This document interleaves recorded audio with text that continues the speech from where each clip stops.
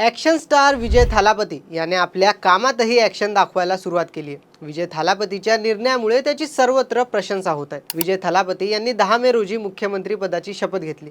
निवडणुकीत सर्व विरोधकांचा सुपडा साफ केल्यानंतर देखील विजय यांना मुख्यमंत्री पदासाठी चांगलीच कसरत करावी लागली होती। परंतु विजयने 118 आमदारांचं पत्र राज्यपालांना देत मुख्यमंत्री पदावर दावा केला। मुख्यमंत्री झाल्यानंतर आता विजयने कामाचा धडाका लावलाय।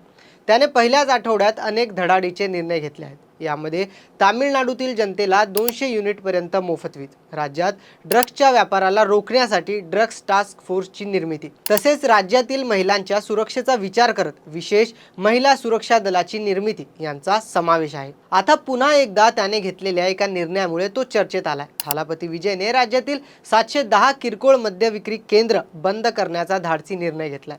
राज्यातील मंदिरे, मस्जिद, चर्च या प्रार्थना स्थळापासून 500 मीटरच्या अंतरावरील परिसरातील दारू विक्री केंद्र बंद करण्याचा निर्णय थालापती विजयने घेतला। या निर्णयानंतर आता दारू विक्री करणाऱ्या दुकानदारांना 14 दिवसांचा वेळ आपली दुकाने बंद करण्यासाठी देण्यात येणार आहे।